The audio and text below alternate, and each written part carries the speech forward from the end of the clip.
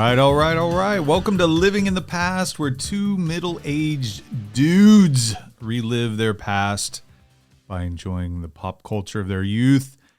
Devin, man, there's a lot going on in the world of Indiana Jones. New movie has come out, and Lucasfilm is on fire. It's on fire, Jeremy, but for reasons that don't have anything to do with producing a quality film. Yeah, it's interesting to see the landscape of content creators as they rage and go crazy over this newest Indiana Jones. There's some people that really despise the film. People are saying Lucasfilm is dead. Fire Kathleen Kennedy. I mean, this is this is pitchforks and torches. Yes, let us storm the Bastille, Jeremy. Listen, I just, if we could just perhaps, well, Jeremy, you are a history teacher as well, and I know that you're a historian at heart. You just told me off air before we start recording that you're in the midst of the Ulysses S. Grant. Yeah. Is it a biography or autobiography? It's a biography, although a lot of people say, I've only read excerpts of his autobiography, but some people say it's one of the best written. Yeah, and the book itself is as thick as my mattress at home. Yeah. I am not sure why we cannot have a summit of middle-aged white basement dwellers with laptops and collaboratively come together with scripts for intellectual properties such as Indiana Jones, Star Wars, and Marvel. I don't know why they're holding out on these quote-unquote professional. Jeremy, we're in a writer's strike right now, this is the optimum time for our demographic to rise to the top. We can take over and create, craft, iterate, Jeremy, the best films ever written. Citizen Kane will be a remnant of the past. Metropolis will just be barely a blip on the radar, Jeremy. It is time that the middle-aged white basement dwellers with keyboards rise. It's time. It is time. To paraphrase from an HBO and video game title, we are The Last of Us.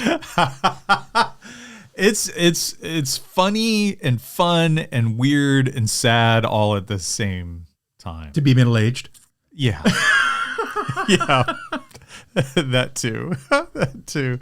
So Carl and I did an episode recently on the Dial of Destiny. It was kind of, for me, Carl loved it. For me, it was like, okay, good. Yeah. I didn't hate it. I didn't love it. It just was there. Yeah. It's kind of like one of my girlfriends in college, but go ahead. Yeah. I could relate. What's interesting is we put it to our patrons and said, hey, do you want us to do Dial of Destiny? Yeah. And do you want us to review it and put it out there? And not only did they say, yeah, do that, but they also said, hey, do Indiana Jones and the Last Crusade as well. Right. Yes. So, Devin, that's what we're doing today. Okay. Indiana Jones and the Last Crusade. Mm-hmm. I'm excited to talk about it because I think you might be surprised of some of my feelings about this movie. Okay. But before we get there, it seems like if we got caught up in the masses, we would also be tearing down Lucasfilm and trying to rebuild it. And I'm curious, since here we are, middle-aged white dudes, right, on our way to elderly white dudes. It's hard to imagine being more angry in life than I already am. But I know. I think that is my destiny. Embrace the fire. All right. So let's say we're given the keys to the kingdom of Lucasfilm. Yeah. Wow. Okay. It's exciting. Yeah. What would you do? Like, what would you do with all these properties? The Star Wars, the Willows, the Indy movies. Yeah. What would you do moving forward? Because there's a lot of people that are basically saying it's done. It's dead. Now, with saying that, there are people that disagree, but I will say this: the financial reports from the Dial of Destiny are not looking good. So this film did not resonate with the masses. It did not resonate pop culturally. Yeah. Like I think Lucasfilm was hoping. There is a critical failure of The Rise of Skywalker. Right. And it also, I think, did the least business of the three sequel trilogy films of Star Wars. Willow was just taken off of Disney Plus. You cannot watch it. Right. The Willow mini series or whatever it was. Right. So Lucasfilm's in a weird spot. Yeah. So Devin, what would you do? You're given the keys. You walk in. What are some things you would do to change the trajectory of how Lucasfilm is viewed, but also just like its place in the pop cultural landscape? Yeah. I think the first thing I do on day one is I walk in and I make sure that when you put your quarters in the vending machine, things actually come out. Yes. It's important. That's at the top of my list. It's important. That builds morale. That builds does. community. Jeremy, that makes people a family, really. Need to be a family. Yeah. Here's what I think. I think that we need to take a step back from these IP, intellectual property behemoths of our childhood. Yeah. I think we need to focus on some perhaps quirkier areas. I don't know if you remember or not, but before there was the current, I guess, status of Lucasfilm, just as kind of its industry in the movie making business, right? They also have ILM, Industrial Light and Maggots. Yes. That would be amazing. That's the first thing I do, Jeremy, is Industrial Light and Maggots.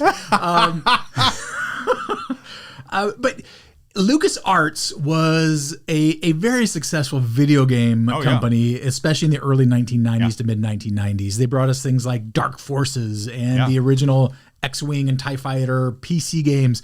But there was also things that they produced that are kind of, most people wouldn't be aware of them. Things like The Curse of Monkey Island, right? Yeah. I believe they even produced Leisure Suit Larry. I think that there are some fun things from our childhood that are kind of a wink and a nod that we can have some fun with, that we don't need to take too seriously. Right. And we can produce some content. And what better place to do something like that than with Disney Plus and a streaming series, right? Where we can have a little bit of fun. It's not going to wreck anyone's childhood.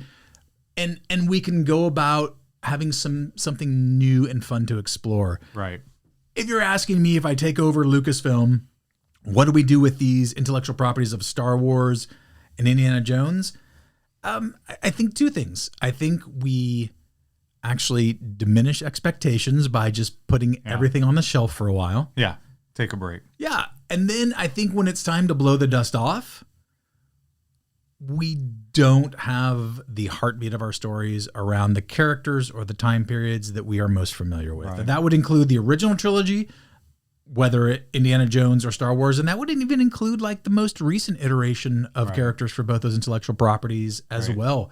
I think with Star Wars in particular, my goodness, there are so many options and places to go where we can have creative minds that don't need to link to anything that we're already familiar with. Right. I think Andor has done a masterful job of taking something and bringing in shades of things that we are familiar with without it being like at the very nucleus of everything that we're now learning and getting to know these new characters. Right. Since we're talking about Indiana Jones, I will say this. I will say the style of Indiana Jones Adventures is something that we can do without Indiana Jones. Right. And I think that whether that is this young lady that was kind of a co-star of the most recent film, or we're coming up with a variety of new characters that are in this new world. And I think that that's one of the things that would be an addition to it. One of the things Star Wars has done well traditionally has done world building, or at least George Lucas himself did, was world building. I think we can have some world building with Star Wars 2 that maybe, or with Indiana Jones as well, that doesn't involve Nazis. Mm-hmm. Yeah.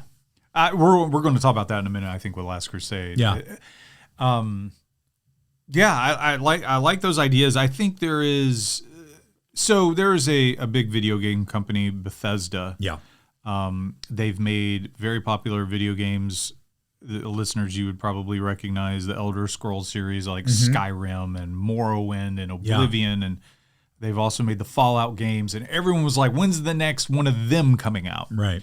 And they haven't done anything. They've done stuff sort of. Their main studio hasn't produced any of those games, any sequels for a while. I think Skyrim came out in 2011. Right. And then Fallout came out in 14 or 13. Yeah. They are the George R.R. Martin of video games, right? Yeah. Well, I'll get around to it. Yeah. So it's been 10 years. Yeah. And what they did was they shelved those things. Yep. And they created their whole new world, whole new background. They did a whole new world building, and I think it's called what's it called? Starfield? Yeah. Starfield. And that comes out at the end of August, beginning of September. Right. But it's interesting. They did a huge reveal. It was like a 45-minute reveal of the game. Yeah. People's jaws were on the floor.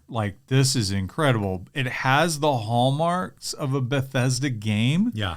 But it's a whole new, it's space. It's not a post-apocalyptic Earth or a, other world fantasy story. Right. This is something completely new in terms of setting and characters and the world building, the mythology. Well, it's so ginormous that it's not like we talk about open world game. This is open universe games where it's literally you could play for countless hours and no two people are going to have the same experience. Right. May not even see each other. Right. Because it's so ginormous. Yeah. It's really something special that they're making. Yeah. And that they're going to release. It's already evident.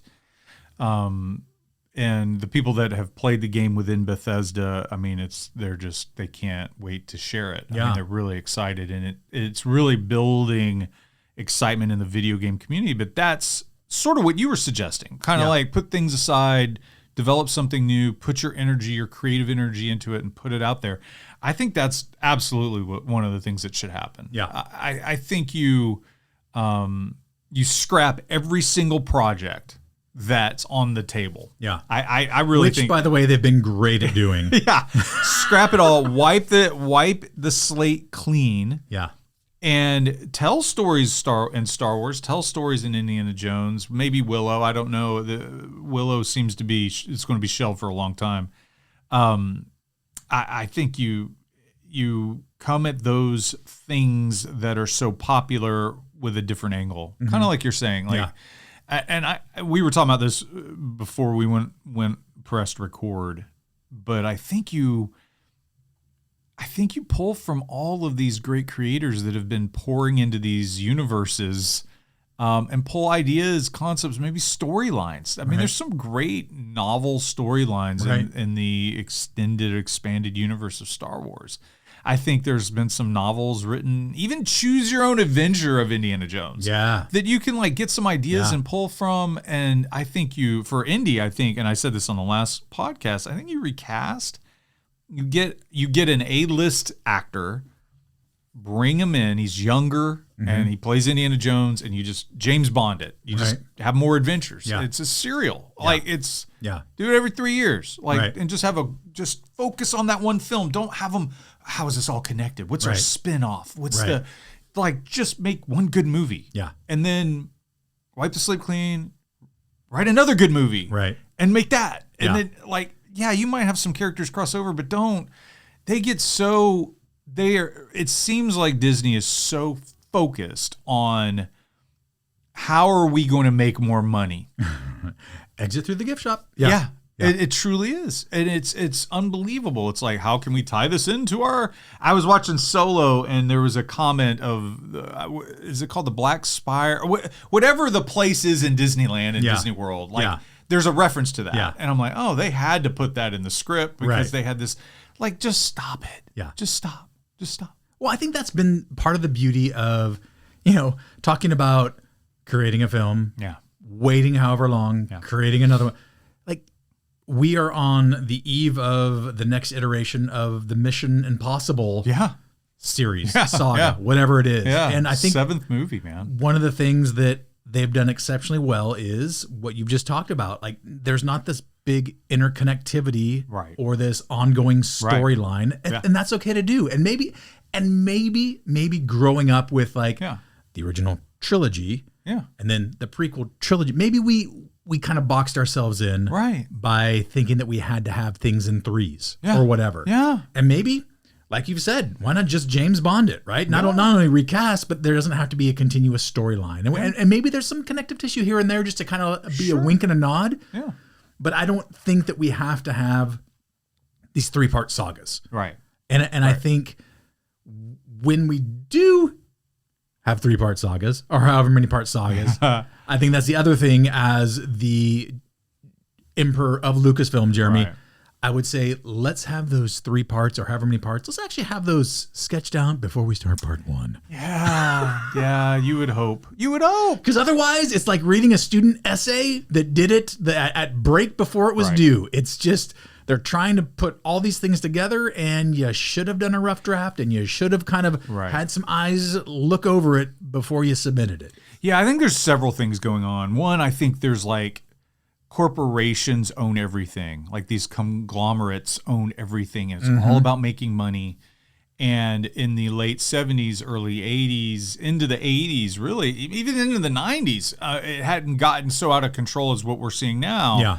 It's all about money. How can we maximize our customers' money? Right. How can we make sure, like, oh, they like this thing? Right. Well, let's make these 5 things so they'll give us more money. Right. Instead of focusing on one thing and doing it well for the love of it. Yeah. It doesn't seem like there's this passionate love for the stories being told.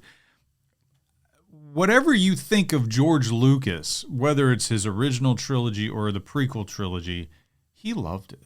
He really loved it. And he was invested. And a lot of the people I feel like were too. Yeah, for sure. Yeah. Right. And at the same time, George Lucas is kind of the guy that got us into this intellectual property merchandising shit to begin with. Yeah. He like made a great deal. Right. And he was like, if I get this much percentage of all these things. Right. Yeah. He made a ton. And it's interesting. He never lost his love for it. And the money, in an odd way, made itself because of the love he was pouring into the thing. For sure. And I don't know if Marvel seems to be diminishing. Yeah. All these, it's crazy what's going on with the entertainment we're watching. And it seems like the big hits are films that are crafted because of the love of it by the creators. I think Top Gun Maverick kind of had that going on. I'm thinking of like big budget, tentpole summer blockbusters. Right. But it's so interesting to see where we're going. It just seems like it's this law of diminishing returns. It's just like everything's just diminishing the more they're putting out, and it's just I haven't even touched Disney Plus for the Marvel shows. I think the last one I watched was like Falcon and the Winter Soldier, and I haven't watched anything since then. Yeah, I'm just like, okay, yeah. I mean, I haven't watched. I think they had a She-Hulk release, and so there's all these things. I'm just like, I miss. Someone said something interesting on a comment on a YouTube video that we put out recently. We're talking about 84, and they said 84 was amazing, and then they listed the things that came out in 84. Yeah, Temple of Doom. Yeah, The Last Starfighter. Mm-hmm. David Lynch's Dune, which was batshit crazy. Yeah. Was ongoing in that time as well on TV. And it was just like for genre sci-fi, all these like kind of singular things that people were pouring this love in and really, of course they want to make money, but it just seemed like a different time. And this show, of course, is living in the past, but it does feel like there was a different way of thinking about the things we were making than today. Sure. And I don't know how you fix that. Well, and I think part of it is just dialing it down. Like, so my daughter just out of nowhere wanted to start watching Marvel films. Yeah. And listen, I would not like, I've enjoyed the ones that I've seen, but I don't like, I get the characters mixed up and all that stuff, right? Let alone trying to keep things in order. Yeah. And so she starts with Endgame. I'm just like, well, that's an interesting pick. Wow. Yeah. I'm just like, okay. All in. Spoiler alert. Yeah. But I'm just like, went in, I'm just like, okay, print out all of the Marvel films, the MCU in order. Yeah. And I printed that out for her. And as that's like printing out, there's like 21 films. There's a ton. I'm just like, and that doesn't even include like the streaming series. Doesn't. And I'm just like, that is insane to me. And there's a connectivity. Like, some are standalone, but there is this connectivity with them. Yeah. But I'm just like, it's gonna take more than her summer to get caught up on the MCU. Is my point. Like there's so much there, and like you said, like we've talked about Star Wars fatigue, we've talked about Marvel fatigue, superhero fatigue, and I think we're kind of at that place. But the difference is, I think like we're at that spot, and maybe we all kind of know it, but we don't know what to do next. I think it's gonna be interesting. We're recording on Monday, July 10th. Tomorrow, actually tonight. Yeah. The new Mission Impossible comes out, and then tomorrow it releases wide on the 11th. Mm-hmm. I think box office of that film is going to tell us a lot. I think if it's this extraordinary hit, I think it's this kind of bellwether, kind of saying, hey, things are shifting. Right. I think it is. I think there's other places we can look. Right. But I really think like the shift is happening. Where people are like, I'm kind of done with this. Yeah. I'm going to go to this. Yeah. And I'm very curious what the box office will be, this coming week for the Mission Impossible film. And if it's out of control through the roof, I mean, he has all this momentum, Tom Cruise does, because of Top Gun in the last Mission Impossible film. So I think that will tell us some things. And I think it's going to be a really interesting few years as these big media conglomerates, Disney's one, but there's others, are trying to, like Warner Brothers is trying to figure out what to do with all the superhero stuff, and they have a plan. And, even, Gunn, the new president of Warner Brothers comic book movies, he's basically the DCU or whatever. He's said that they're going to dial it back, and they're not going to release a ton of stuff. Like, it's just going to be a film like maybe once a year or something. Like, I mean, he's really going to pull back. So it's interesting to see what people will do, and we'll find out. Indeed. I think in the coming months. So Indiana Jones and the Last Crusade is our topic of the show. And here's what Roger Ebert wrote at the end of his review in 1989 for The Last Crusade. He said, if there is just a shade of disappointment after seeing this movie, it has to be because we will never again have the shock of this material seeming new. Raiders of the Lost Ark now more than ever seems a turning point in the cinema of escapist entertainment. And there was really no way Spielberg could make it new all over again. What he has done is to take many of the same elements and apply all of his craft and sense of fun to make them work yet once again, and they do. When you saw, what was you saw Last Crusade in the theater? Saw it in the theater. What was your initial reaction to the film when you saw it? Yeah, I mean, I loved it. I think like so many films that have sequels, it's often never as good as the original. Right. Yeah. I think that I would say the same is true here, but I still, to this day, like out of the, what do we have, 5 Indiana Jones films, it's number 2 for me. Yeah. It's right behind Raiders. Right. And I think that it was thoroughly enjoyable. I don't remember how many times I saw it in the theater, but I know that I bought it on VHS, which for the day was kind of a big deal. Yeah. And I know that I wore that tape out at some point. Right. And I think that I would echo what Roger Ebert says there. Yeah. And I would just say, I think one of the things that I've always enjoyed most about Indiana Jones is kind of the puzzle mystery part of things, right? You have this interesting. This is the great part about being a teacher, Jeremy. Like, why do we have to learn this? Well, because if you ever have to freaking cross a bridge that's not actually visible, you need to know the Hebrew and have a faith in God. That is why. Right? So you don't step into the light. Yes. Here's why. Yes. But I think that has been part of the fun of Indiana Jones. It's not just like the comedic elements that are there. Right. Didn't have his ticket. Right. Yeah. No ticket. Yeah. But it's this interplay between history, albeit like there's the real element, but they fictionalize it just enough to make it intriguing. Right. And this mystical element that they bring into it. And I think that they've done such a great job. And you look at things like the Da Vinci Code and things like that really they pull from what Indiana Jones has done good, something that we're familiar with a little bit culturally. Yeah. and then they just kind of turn it up a little bit and give us that extra, oh, wow, feel to it. And so I think for Indiana Jones, and in particular, The Last Crusade, I think that's one of the things that I appreciated most about is like, it still had that magic to it. Right. I, on a videotape player, I recorded the trailer for The Last Crusade, and I watched it over and over and over again. And then when it came out, I was amped. I had just moved 6 months prior to Alabama, so I didn't really have a lot of friends yet.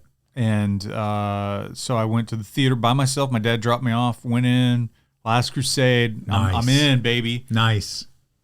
When Sala is with Marcus, and Sala's like, run, and he punches the guy, the film caught on fire and burned out. No, it did not. Yeah. What? Yeah, just caught on fire. So I'm midway through The Last Crusade, and I'm like, whoa, what? And so I went to a payphone, called my parents, and I'm like, hey, I got a free ticket to see it the next showing because they had another reel. Yeah. They had another film. Yeah. Is it okay if I just stay here through the afternoon into the evening and finish this film? They're like, sure, So I went in, watched the whole first part again, finished the movie, and I was disappointed. Whoa. It ended, and I'm like, okay, that was good.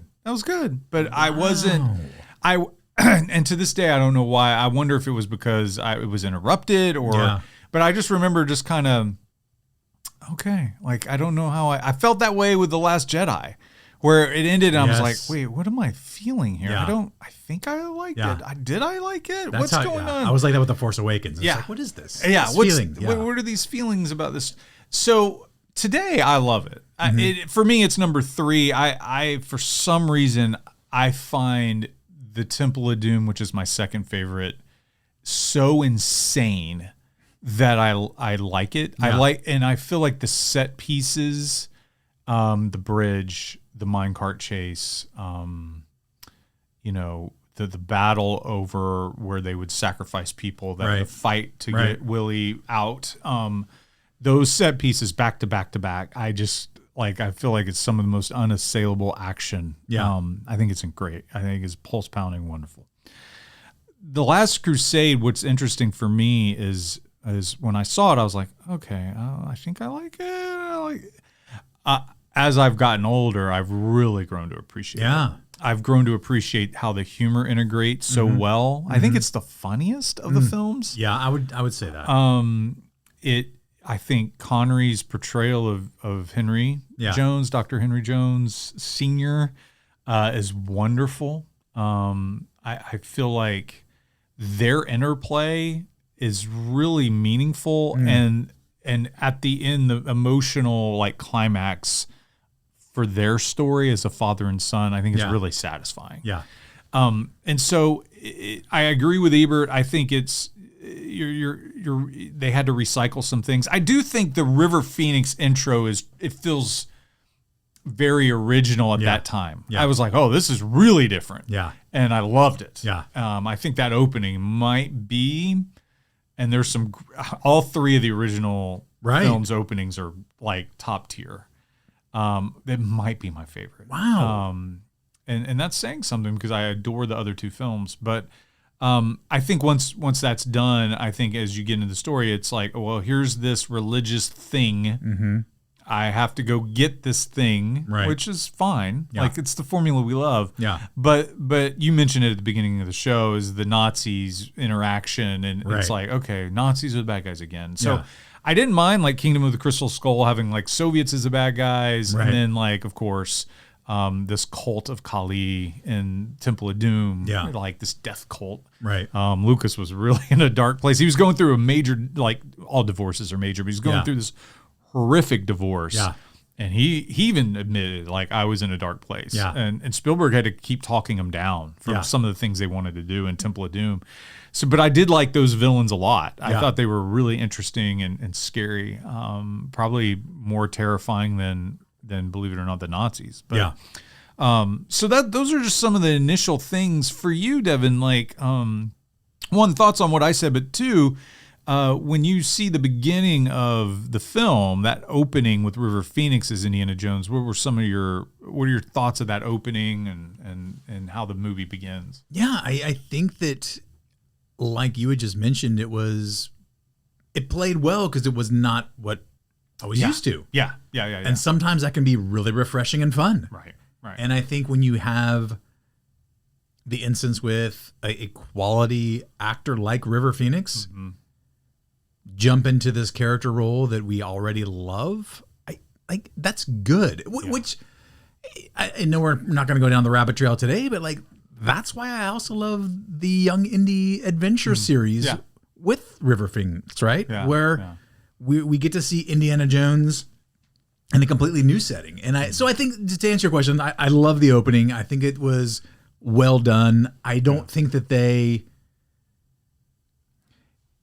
we had in the Star Wars film Solo a really almost overlooked moment where Han Solo gets his famous DL-44 blaster. Right. Almost to a point where it's disappointing. Yeah. Whereas we see in The Last Crusade, like where he gets the whip and the hat. Yeah, and the scar. Yeah, right, exactly. Yeah, and so I think, like, to me, those were to quote some of the kids in the classroom, the chef's kiss. Yeah. That was a little like the wink and the nod. Then like, yes, give me that. Yeah. It's interesting. The psychology of The Last Crusade is really fascinating because Indy, is on this Boy Scout little exploration, which is awesome. Yeah. And gets caught up in all this stuff, knows exactly what this artifact is, and he's needs to be in a museum. Right. And the chase happens, and then he gets his hat at the end when he kind of fails. Right. And he has such admiration for the guy that gets it. Yeah. Right. And it's almost like he's a more formative father figure than his actual father. And so the psychology, even early on, is really, I think, set up wonderfully. Yes. And, the line, you lost today, kid, but you don't have to like it. Right. And he puts the hat on him, and then he looks up, and he's still after the cross years later. Yes. The cross of Coronado, and he gets it. Yes. And gets it to a museum. I think that opening it's really good. And Spielberg, the humor and the chase, there are chases in all the Indy films. That's a fun chase where it goes from the caves to the horseback to the train to home. It's really top tier stuff. And there's laugh out loud moments. Oh my goodness moments where he sees the snakes and then falls in, gets his fear of snakes. It's almost like the perfect origin of the character. I think so. And the other thing that I would just add to that is we get kind of two things in one here. We get a glimpse of the father-son relationship and the expectation of Henry Jones having Junior, count in, I believe, Greek. Was it in Greek? Yeah. And the other thing, though, that we kind of get a quick glimpse into Henry's pursuit of what the film would ultimately be about, the chase would ultimately be about with this chalice of Christ. Right. Yeah. It's really, this is what Spielberg and Lucas do so well that a lot of people in film, when they're trying to tell a story, they struggle with. It either comes across false or just isn't executed properly. But there's this adventurous, rip-roaring, out of control, exciting opening that informs the rest of the film. And for this one, it informs the character for all of the films. Right. It's melded so well to everything. I mean, it just flows so perfectly. And I think a lot of films will have those openings to try to I was thinking Uncharted is one that's sort of in that, and it tries to do something similar, and it just kind of falls flat. It did for me. It fell flat. And, I think a lot of the success of the opening of The Last Crusade, I think River Phoenix, a lot rests on him. Yeah. And it's interesting. In 1986, he did a film with Harrison Ford, which I think might be his second best like acting performance. A lot of people say it's his best. And it's Mosquito Coast. He made in 1986. Yeah. And if you're wanting to see a very different, I mean, it's still Harrison Ford, but it's a kind of a powerful performance. And River Phoenix played his son. So there's all these interactions between the two in the film. And River Phoenix could just imitate Harrison Ford so well. Yeah. And so when it came time to cast, Ford says, hey, we need to look at River Phoenix here. And that they brought him on. And he doesn't really look like, he does and he doesn't, but his body language and movement and it's like there's a moment even in Silhouette where he grabs, right at the beginning, where he reaches out and grabs his fat friend and pulls him back. It's like, we're going to look in here. Right. The motion and the movement, I'm like, that's Harrison Ford. Right. It's really amazing work. And I think because it's so believable, it informs the rest of the film. So, like, we believe this is what his relationship with his father's like. We believe he has these fixations on getting things into museums and wanting people to see these amazing things and share his love for artifacts and archaeology with the world. And Phoenix, he really just grand slam. I mean, it's sad that he died so young because I would have loved to have seen what his career would have been. For sure. He's incredible. Yeah. Incredible talent. So we go from that opening to really what the film is ultimately about. We see Dad messing around with we don't see Sean Connery in this opening. We hear him, but he's working on the Grail Diary. Yeah. And it's soon thereafter that we realize Dad's missing. Indiana Jones needs to go find his dad, and he gets caught up in the story about the Holy Grail. Yeah. Does the Holy Grail work for you? Or is it just the... Are you asking if I have eternal life, Jeremy? Do you want eternal life? I guess what I'm asking is, like, you have artifacts in all the films. You have the Shankara stones in Temple of Doom. You have the Lost Ark in the Raiders. And then you have the Crystal Skull and Kingdom of the Crystal Skull. And then the most recent one, I don't want to give too much spoilers, but it's basically a device to help time travel happen. Yeah. So the Dial of Destiny. How does this artifact work for you, just as a viewer? Is it compelling enough? Like, and he needs to go on this last crusade. Like, like it makes sense. Yes, with I guess this caveat to it. I think looking at the time period when this film comes out, 1989, we are still very much in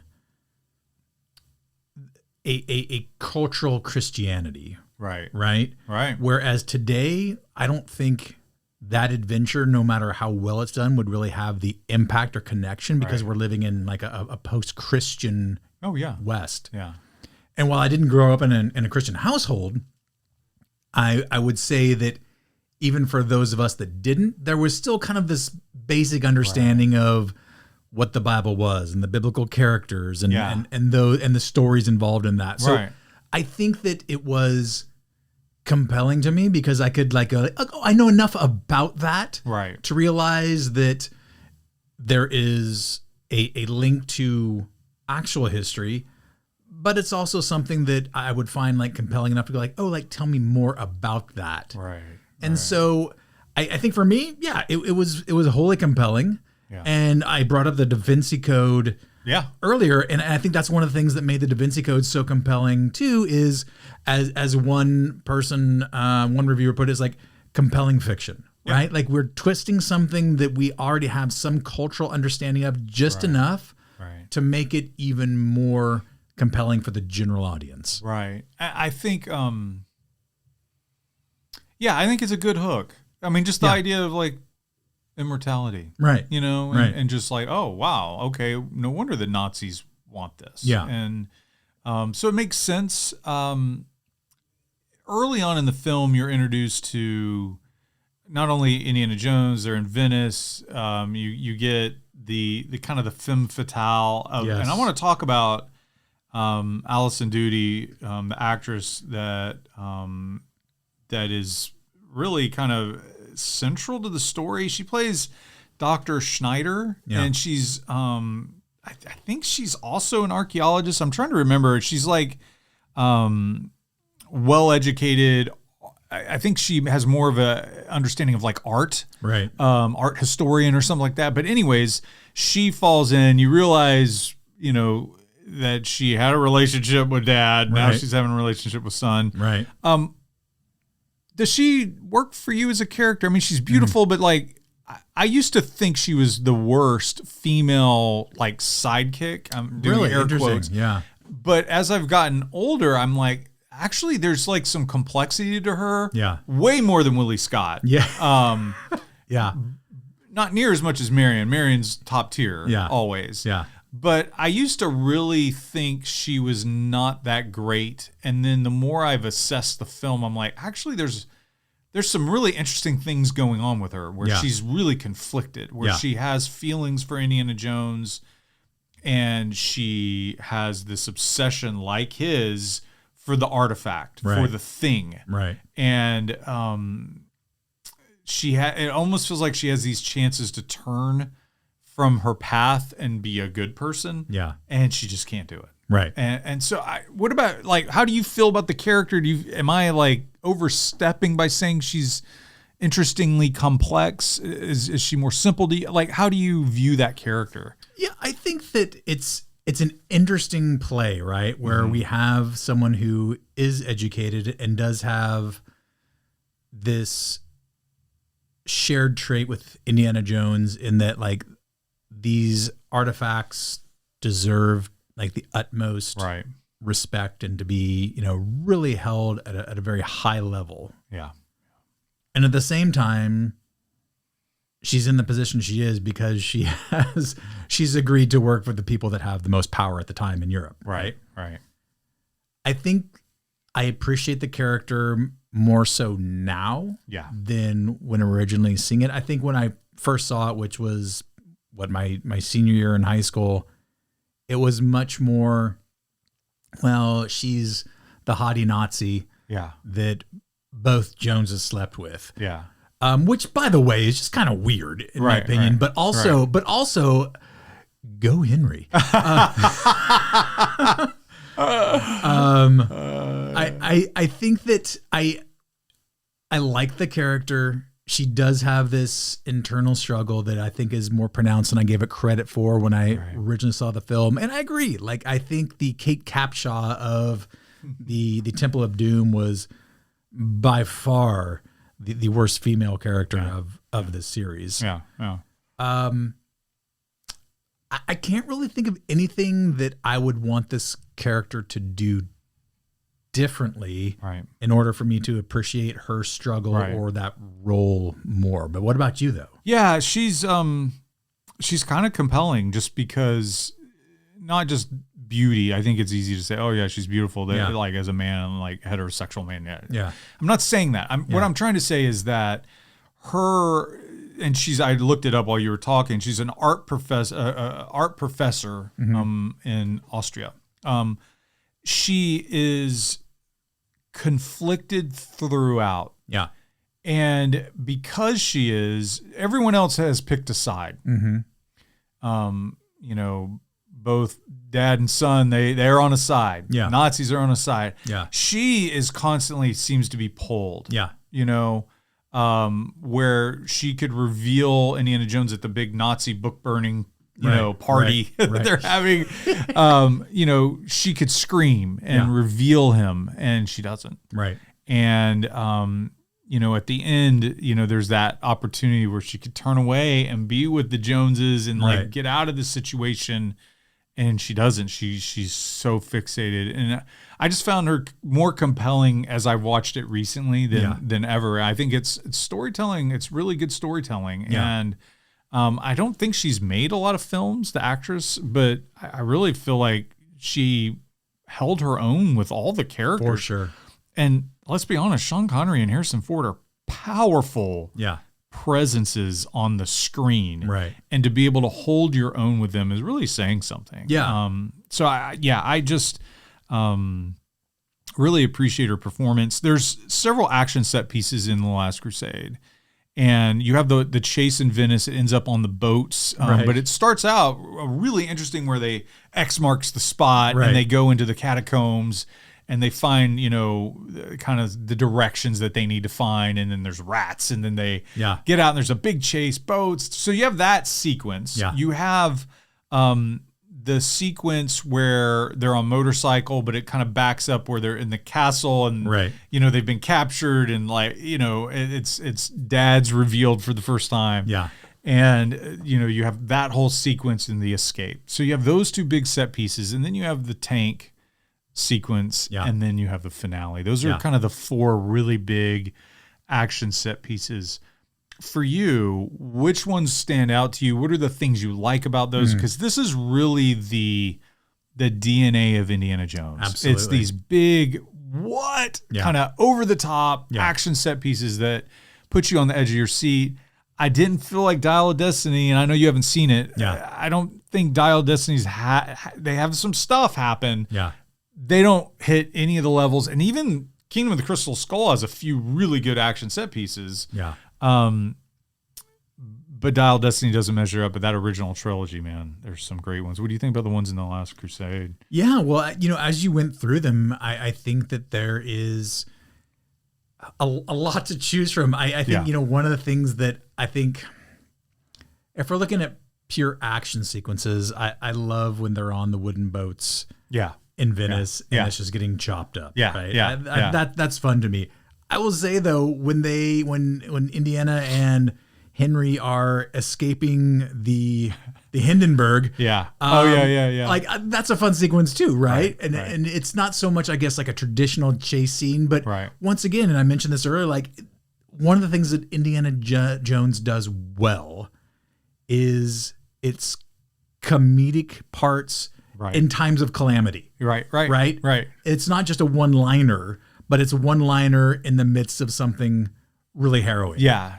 And so I think that one of the things when it comes to the quote-unquote chase part, when Henry and Indiana are in the plane escaping the German balloon and Henry, as the tail gunner, shoots their own rudder and just kind of blows it off. It's like, we got hit, son. Yeah. Right. Yeah. And so I think that for those reasons, like that's probably one of my more favorite things. Yeah. I think you mentioned the tank scene.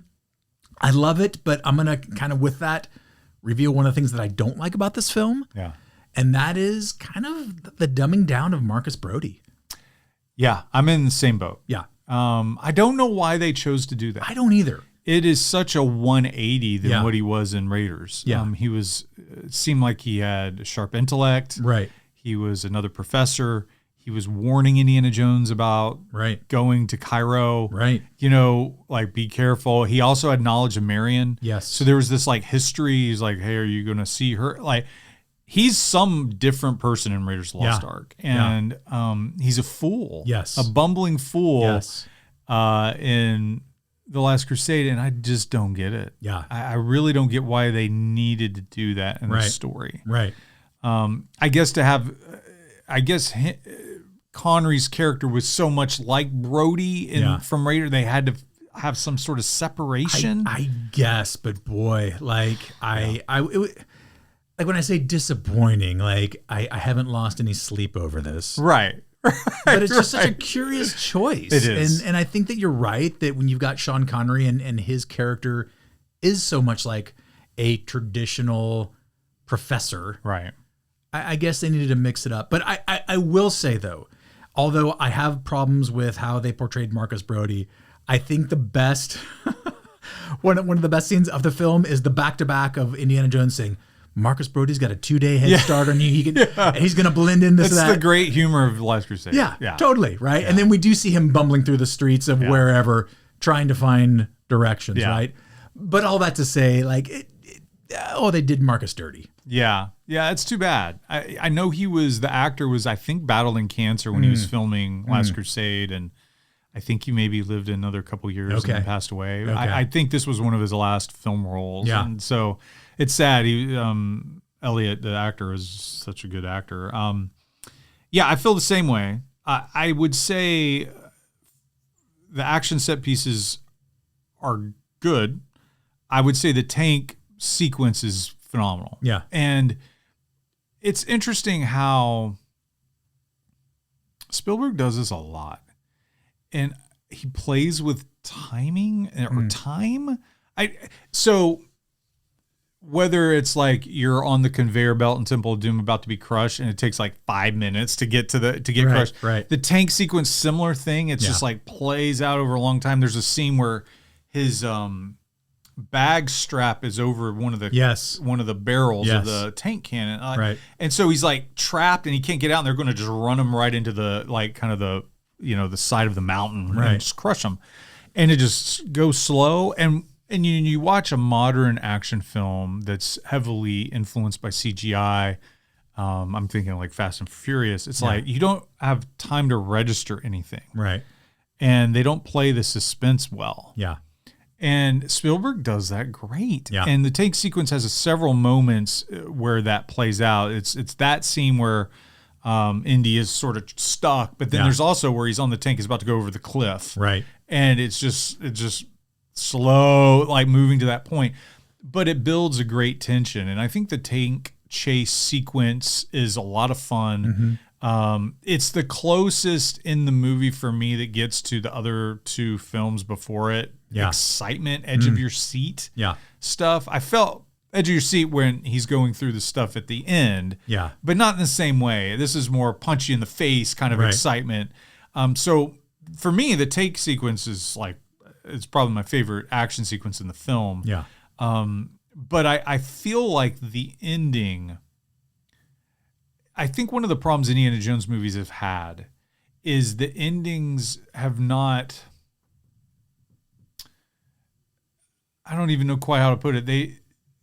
I feel like The Last Crusade's ending is probably the best of the films. I know a lot of people love Raiders where the angels of God wipe everyone off the face of the planet. Yeah. Like a lot of people love that. Yeah. And really that's Spielberg's like revenge film for Nazis. Sure. In Temple of Doom, you have them hanging on the bridge, but then you have them in the village right at the very end. Right. I think Last Crusade, just the messaging of it, like let it go. Yeah. And then riding off into the sunset. Right. It's like that's the ending. Yeah. Like that's the best ending of all the films. Yeah. All five. And so I really love what the film is communicating, just about belief and faith and trust. Yeah. And just the excitement of it, but also when faced with like eternal life and like letting things go, like your obsessions, like they're not doing you any good, let it go. Right. And Indiana Jones has to do that in every film. He has to let it go. He has to let something go. Yeah. Like if you look at Raiders, he has to like, the government takes the Ark. Right. He just has to let it go, Yeah. even though he's like risked his life.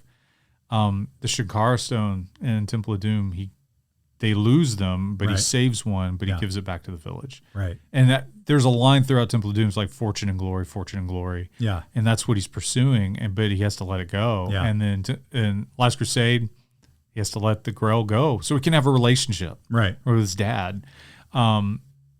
Crystal Skull, he doesn't get what he's after. Like, in a way, he lets it go. And even in Dial of Destiny, there's an aspect of letting things go so he can have the healthy thing. Yeah. I think that's one of the great things about Indiana Jones. And it's in all the films. And I think it's a lesson. That's a good lesson for us to learn. Yeah. I really do. How does the ending stack up for you? Like, how do you not only just like interpret it, just how do you feel about the ending of The Last Crusade? I think looking at The Last Crusade through, again, the lens of someone that saw it in 1989. Right. Playing a lot with the title, The Last Crusade. Yeah. Right? Yeah. Thinking that this, and as far as we knew, Star Wars at the time was like, this was going to be it. And I think that there was something from that perspective, how it ended was super satisfying. Right. I think like the things that you mentioned are spot on, but I probably wouldn't have said that as a senior in high school. Yeah, right? I'd be right. like, oh, okay, the trilogy is now over. It kind of have this good ending. Yeah. It wrapped things up. Right. Looking back, I would just kind of echo what you said. I think that perhaps more so than any other film in the Indiana Jones series, all considering all five of them, we do get almost so emphatically told, like, let it go. Right. Literally Sean Connery's line, Yeah. right? That theme really jumps off the screen, off the page, and I think sears itself into our understanding of that theme much more so than the other films. Right. I think that redemption arc is more clear in this film as well, the redemption and restoration of their relationship. Right, right. I think that, when I saw Raiders of the Lost Ark, even as a kid seeing that, man, I was pissed off with that ending. Yeah. Yeah. Pissed off. Right. And it seems so unjust. Totally. Yeah. Yeah. And that's because it is, yeah, right? Yeah. And I think I still feel that, although I'm like such a cynical old man now. I'm just like, of course they just locked it in a warehouse somewhere. Yeah. But I think that this film, more so than the others, and granted, I have yet to see The Dial of Destiny, but this film's ending more so than the others is a nice culmination of things and the characters and the themes that we have come to know and adore. So I do like it. I think it is the most satisfying one, but I have to ask this question because I still, however many years later, have this question. So, to get eternal life or not? They drink from the damn grail. I think the way it seemed to be communicated was the seal. Once you passed it, after you exit the building into all the gift bets shop, are off. Then so you can stay there and live forever. You could stay there and live forever, but everything was collapsing California. and crumbling. And I think the old guy, the old knight, the Grail Knight, I think he finally gets a clock out. I guess that's it. Yeah. It's a little confusing, but I feel like the seal, there was something about that. And yes, and I would agree. And honestly, like I've done research since then because my middle-aged brain still is trying to kind of like figure it out. And so I think that's if I had complaints about the film, one was the Marcus Brody, and I think that's the other one is just make that more of a definitive statement because I think because that was the quote unquote Last Crusade and because that was the ending of the Last Crusade, I would have loved to not have to walk out of the theater going like, so do he and Henry have eternal life? Yeah, are we going to get eternal Indiana Jones films? Which would be okay, but like, so I think that was my only other real complaint. And one of the things that we haven't talked about that I think deserves recognition though, Jeremy, and that is the film score. Oh. I mean, it's John Williams, and so just by uttering those two words, we know it's going to be great. But when you look at iconic movie scores, or even maybe just looking at John Williams, like where do you put Indiana Jones? Oh man, Williams is so prolific. I mean, it's unbelievable. I think this score is. So much work had been done in the other two films, but I think there's some themes that he adds to this that are great. He has a theme kind of surrounding Henry Jones Sr., Sean Connery's character. That's really cool. I mean, it's just, here's the problem with John Williams. He's so excellent, not excellent, it's almost like perfection all the time. Yeah. That a sequel to something he's done, it's like, oh, it's good. No. It's some of the best film score music ever. Yeah. Like, and he just, he scored the new Indiana Jones film. And it's great. Which is crazy. But you don't even realize it. Yeah. And just, I think it was this past weekend, he did his Hollywood Bowl. I don't know how many more of those he has in him. Right. It's a bucket list for me. I would love to see him compose in person. But, I think it's top tier. It's so good. And here's what he does so well. He does this in Temple of Doom. He does this in Raiders. The music, yes, it's you have the dun dun dun dun. You have the thing that you love about Indiana Jones. But he's able to put, and he does this in Dial of Destiny. There's a moment where they're jumping into the water. There's some underwater stuff in Dial of Destiny. It's really cool. Underwater archaeology. But Williams times the music to the movement of the characters, and he does this so well in all of them, and he does this so well in Last Crusade. Yeah, and that always just jumps out at me is it's another character integrating with the. I mean, it's like it's so weird to think about, but Yeah, Williams just is, I think he kind of set a North Star for all these film composers. Yeah. And just saying, this is the things you do to make something work really well. And, man. Does the main theme that you just wonderfully just kind of uttered, Thanks. I felt like I was actually in concert right there. That's what I'm here for, man. Where would you rate it among the other John Williams scores? I think Star Wars is 1 for me. Yeah. I think Superman is 2. Oh, wow. Yeah. And I think Indy is 3. Jaws is probably 4. Yeah. Yeah, that's kind of how those just initial gut reaction. But I like Superman is so close to being my favorite. Wow. Yeah, I just think that's just freaking incredible score. Yeah. I think that theme is just top notch, unbelievable, iconic. Yeah, it can't remove Star Wars, but it's the only one that can come close to it. Wow. Yeah. That's intriguing. Yeah. What about you? How do you think about them? Yeah. So I think I look at them in two different ways. Like because he does a Harry Potter one too. Yeah, it's kind of crazy. Yeah. There's the ones that have personal preference, and then there's the ones that I think that are most iconic, and that I would say, like, if someone hasn't seen the film, they would probably still recognize the music. Yeah. So I think personally, I would go Star Wars, Indiana Jones, Jaws, and maybe E.T. Yeah, E.T.'s really good. Yeah, E.T.'s really good. But I think Star Wars is probably the most iconic for somebody that hasn't, or maybe I would actually say this, probably Jaws and Star Wars would be maybe tied for first as most iconic for somebody who hasn't seen the films but know like what it is. Yeah. Yeah. Yeah.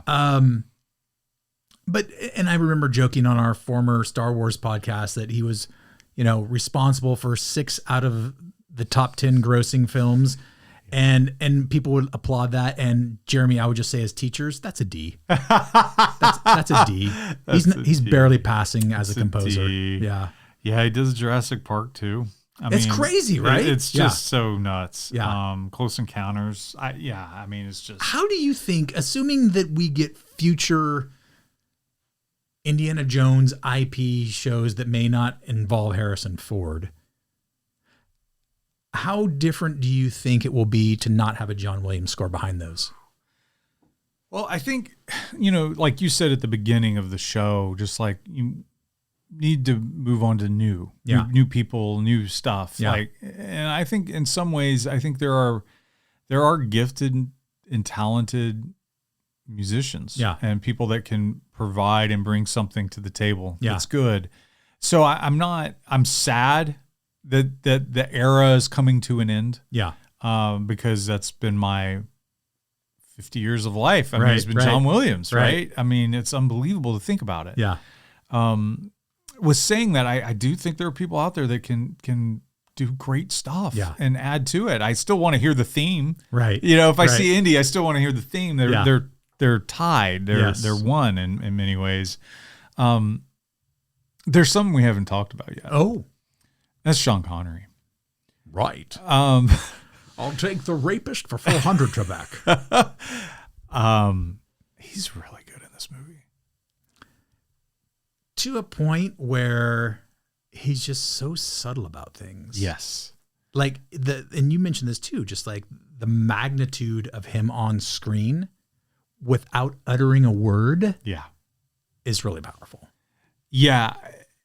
I think Harrison Ford might be one of the only actors that can stand toe to toe with him on the screen. He overpowers things so much. Yeah. Like you're thinking about Costner was able to hang with him in Untouchables. Yeah. But still, like he still won the Academy Award. He was still the best on screen, Yeah. Connery is so, and I think one of the things that was so interesting about this is he doesn't play the tough guy hero. Right. And it's like, because you up to that point, you were so used to seeing, he's my favorite James Bond. I mean, he was it, and so it was hard to wait. Okay. Yeah. All right. He's this old professor guy. Yeah. And he's, I think he was only 12 years older than Harrison Ford. That's wild. Yeah. But anyway, I just felt like his performance was really good because he went against a lot of the types of roles he had played up to that point. Yeah. And really funny. The humor he brings to the film is like incredible. Yes. And his chemistry with Harrison Ford is like when he slaps him for blasphemy. Yeah. You believe that. I'm like, that's dad slapping his son. Just slap the shit out of his son. Yeah. I just feel like, and even when he says, let it go. Yeah. That it felt like a dad telling his son. Yeah. It's really unbelievable work by one of our great kind of movie stars. Yeah.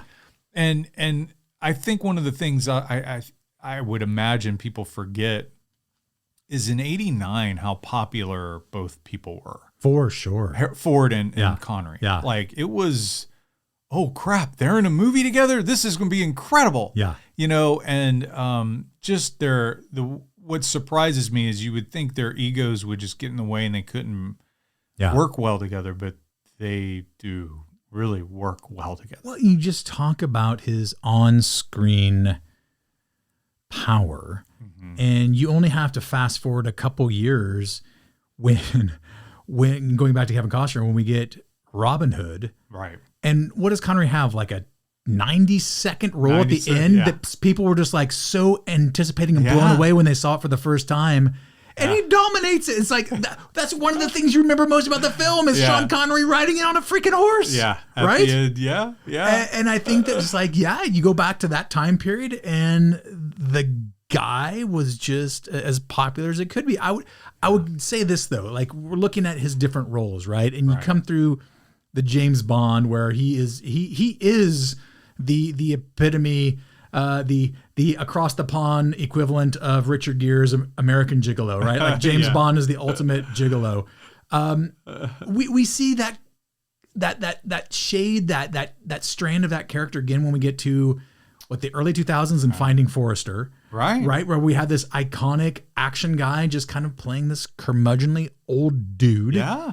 But he does it so well. And so I agree with you. I think like his casting here is just spot on. Are there any other actors? I'm not saying that would have given the same performance, but are there any other actors in that time period that you think like if Sean Connery were busy, right, what other actors could have filled that role? That's so hard. I would have to put my mind in '89. There's not many because a lot of the ones I would think are you wouldn't believe Harrison Ford's their kid. Right. And Connery is tough and he's imposing enough physically. Yeah. And he kind of carries himself. There's a moment where the Nazi's slapping him with his glove. Yeah. And he grabs his hand. Right. And his fist is like, you're like, oh, he could crush his wrist. Right. Like, right, he has that a flash of like, oh, there's Sean Connery. Like, there's the Sean Connery. And he goes, he has the line where it's like, Nazis should be reading books instead of burning them. Yes, that kind of line. And it's just like, oh, yeah, that's Indiana Jones's dad. Right. And so there's actors that are in that age gap, that age range that to play Harrison Ford's father. Yeah. I just don't think any of them can really do the job well. I would have to look through lists and just then figure something out. Maybe, but I don't think he would have the physical part down at this point in his life. But like a Marlon Brando? I mean, that's someone with the power that would like come across, but I don't think that he could punch so up. Fat at that time. Yeah. I mean, he was just so out of shape. Yeah. Brando could have done it if he was in shape. But it wouldn't have been the Henry Jones that we get on screen. But I want to ask you this, though, because this is something that we haven't covered. You bring Sean Connery into the mix. Do we, as presidents of Lucasfilm, Jeremy, do we have the Henry Jones origin stories? Yeah, you could.